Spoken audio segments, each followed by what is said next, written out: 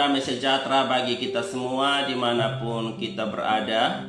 Pada kesempatan ini kita akan diberkati oleh kebenaran firman Tuhan. Tapi sebelumnya mari kita berdoa. Bapa di sorga, saat ini kami mau mendengarkan kebenaran firman-Mu. Berkati kami dan tolong kami untuk dapat mengerti dan memahami kebenaran-Mu dengan baik. Dalam Kristus Yesus firman yang hidup kami berdoa. Amin. 1 Tawarik 16 ayat yang ke-11 berbunyi, carilah Tuhan dan kekuatannya, carilah wajahnya selalu. Carilah Tuhan selagi dapat ditemui. Inilah tema kita pada saat ini.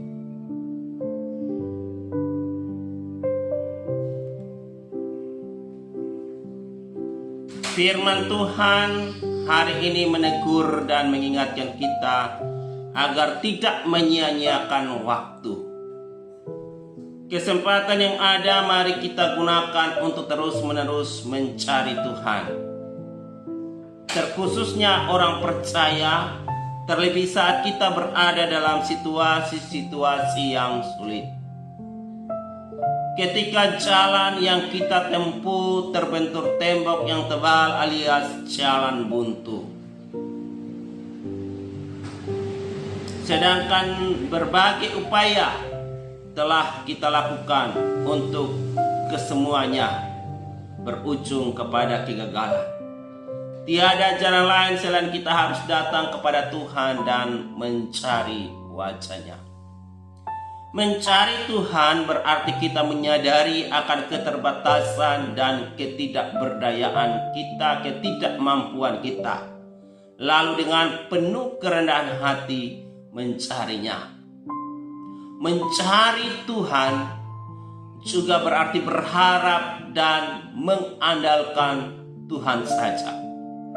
Jadi orang yang mencari Tuhan, fokus hidupnya saat ini tidak lagi tertuju untuk kesenangan dunia yang sia-sia. Tetapi fokus hidupnya hanyalah tertuju pada perkara kekekalan.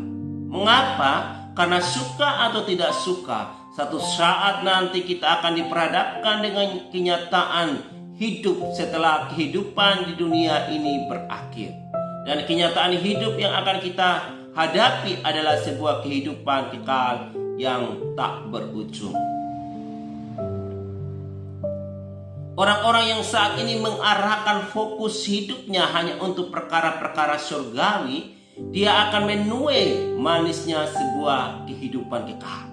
Tetapi apabila kita tidak mulai saat ini mengarahkan hidup kita kepada kehidupan yang kekal yang akan kita hadapi nanti, maka bila waktu itu tiba, akan menghadapi sebuah kengerian hidup yang sangat menakutkan.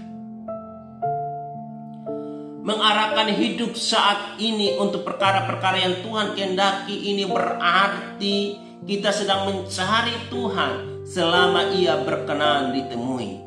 Ada masa di mana pintu perkenanan Tuhan akan ditutup dan Tuhan tidak lagi berkenan ditemui. Karena waktu yang Tuhan berikan sudah selesai. Yang lebih menakutkan lagi apabila waktu itu sudah selesai dan kita tidak menyadarinya. Pintu perkenanan Tuhan sudah tertutup. Sementara selama ini kita hanya menyia-nyiakan waktu perkenanan Tuhan, di mana kita mengisinya dengan perkara-perkara duniawi. Maka inilah yang namanya kesia-siaan. Bila Tuhan berkata bahwa kesempatan kita hidup di dunia akan berakhir pada saat ini, maka itu sama dengan waktu perkenanan Tuhan telah berakhir. Dan kita harus menghadapi kenyataan kehidupan kekal. Orang yang terus mencari Tuhan akan selalu berseru kepadanya. Dan orang yang berseru kepada Tuhan akan selalu dijawab oleh Tuhan. Selagi ada waktu dan kesempatan, marilah kita mencari Tuhan dengan seluruh keberadaan hidup kita. Bukan hanya sebagai formalitas atau lahiriah saja, melainkan harus melibatkan hati dan pikiran kita. Karena di dalam Tawarikh 28 ayat 9 mengatakan, sebab Tuhan menyelidiki segala hati dan mengerti segala niat dan cita-cita. Dan di dalam Yesaya 29 ayat 13 mengatakan, jangan sampai kita hanya datang mendekat kepada Tuhan secara lahiriah, sementara hati dan pikiran kita jauh daripada Tuhan, seperti yang diperbuat oleh bangsa Israel. Bangsa ini datang mendekat dengan mulutnya dan memuliakan Tuhan dengan bibirnya, padahal hatinya menjauh daripada Tuhan, dan ibadahnya kepada Tuhan hanya perintah manusia yang dihafalkan. Ibadah yang demikian adalah kebencian bagi Tuhan. Amos 5 ayat 1 katakan, aku membenci, aku menghinakan perayaanmu, dan aku tidak senang kepada perkumpulan rayamu.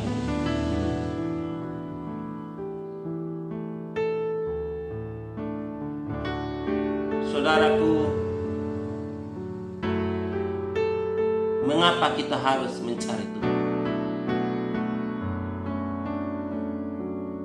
Ada 3 poin yang akan menjadi pembahasan kita kali ini. Karena di balik pencarian kita menemukan Tuhan. Tidak ada cara lain yang terbaik untuk mencari Tuhan selain kita terus berseru kepada Tuhan.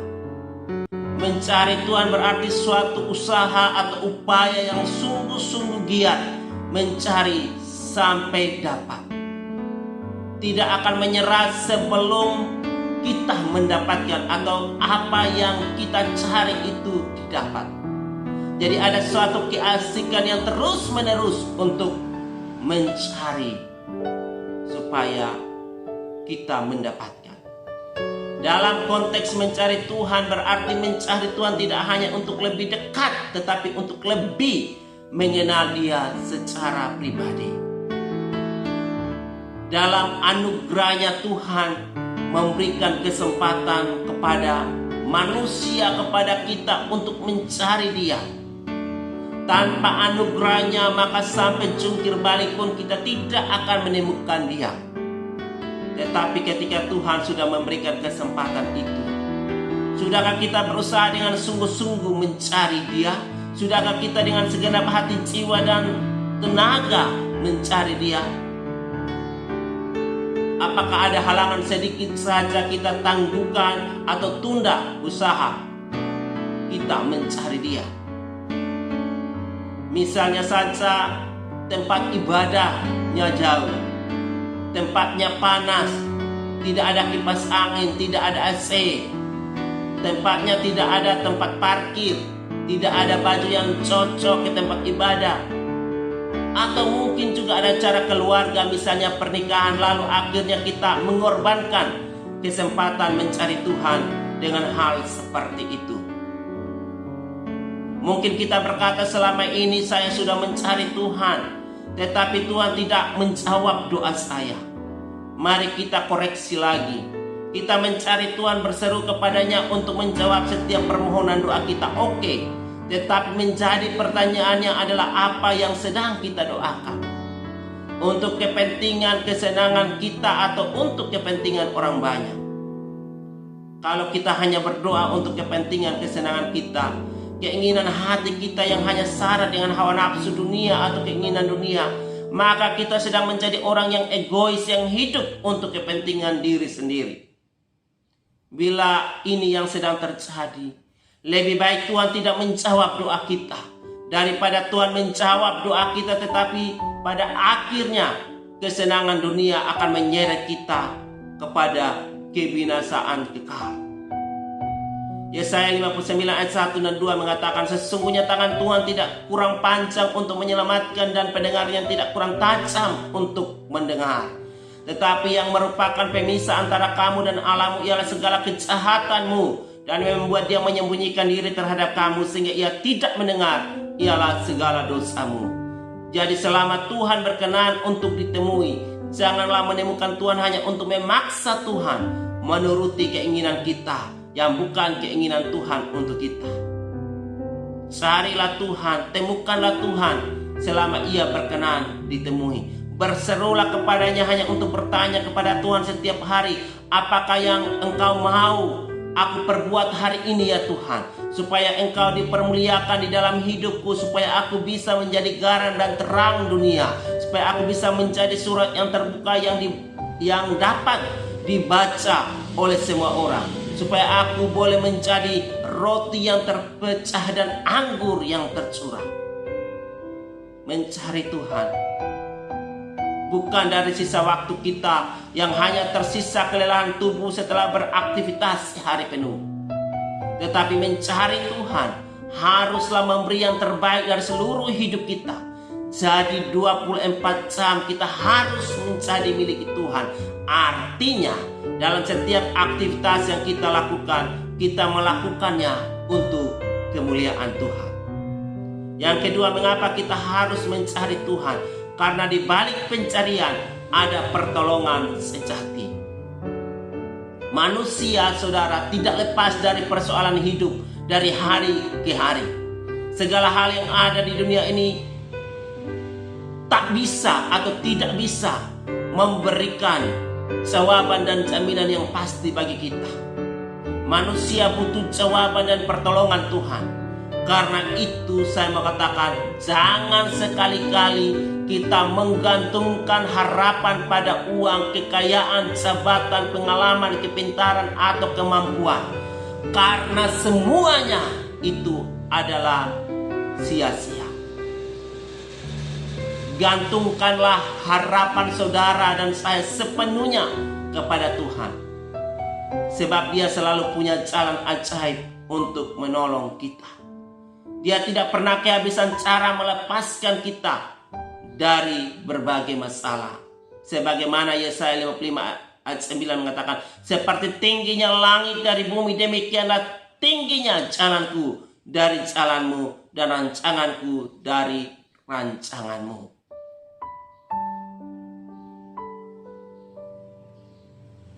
Dan hal yang ketiga, saudaraku, yang terakhir, karena di balik pencarian ada kehidupan. Mazmur 69 ayat 33 mengatakan, kamu yang mencari Allah, biarlah hatimu hidup kembali. Juga melalui Nabi Amos, Tuhan mengingatkan bangsa Israel agar mereka mencari Dia. Carilah aku, maka kamu akan hidup. Amos 5 ayat 4 dan 6a. Ayat 4 berbunyi, carilah aku maka kamu akan hidup. Diulangi kembali pada ayat 6, carilah Tuhan maka kamu akan hidup.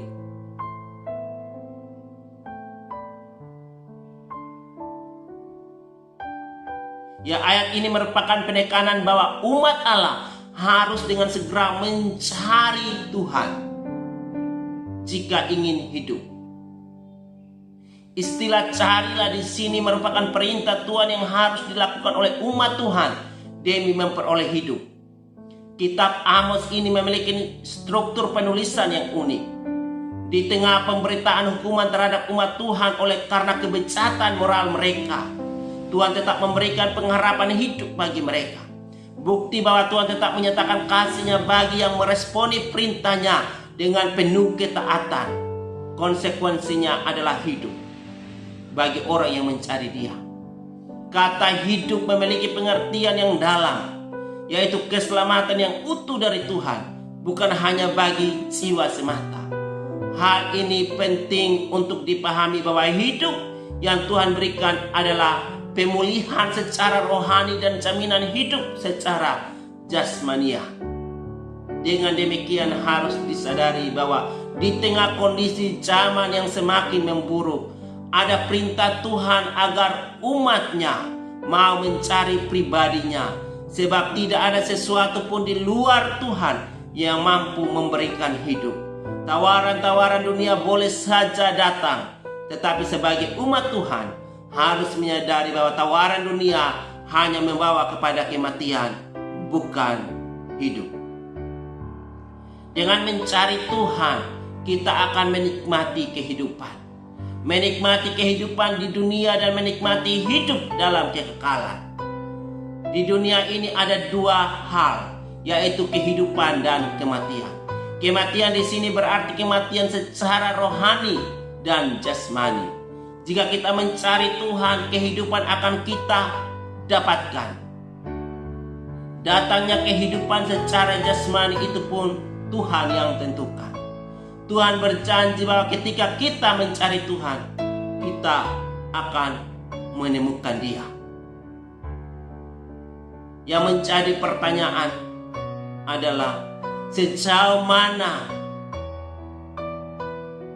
saudara dan saya memiliki kesadaran untuk mencari Tuhan. Apakah mencari Tuhan adalah prinsip penting yang telah ditanamkan di dalam keluarga atau tidak? Perjalanan hidup bangsa Israel hendaknya menjadi pelajaran berharga bagi kita yang hidup di zaman sekarang ini. Ketika mereka mencari Tuhan dengan sungguh-sungguh, dikatakan ada keamanan, ada perlindungan, ada keselamatan, dan ada kemenangan yang mereka dapatkan. Namun ketika mereka meninggalkan Tuhan, berkompromi dengan dosa dan mencari pertolongan kepada ilah lain, yang terjadi adalah kekalahan demi kekalahan harus mereka alami. Sebab itu, biarlah teguran Tuhan ini menjadi peringatan keras bagi kita supaya kita tidak lagi bermain-main dengan ibadah kita. Tuhan menegur bukan berarti Dia kejam dan tidak mengasihi kita. Justru menunjukkan bahwa Tuhan sangat mempedulikan kita. Amsal 6 ayat 23 mengatakan perintah itu pelita dan ajaran itu cahaya, dan teguran yang mendidik itu jalan kehidupan. Karena itu carilah Tuhan segera selagi Ia berkenan untuk kita temui. Tuhan mau kita mencari Dia selagi ada kesempatan dan waktu.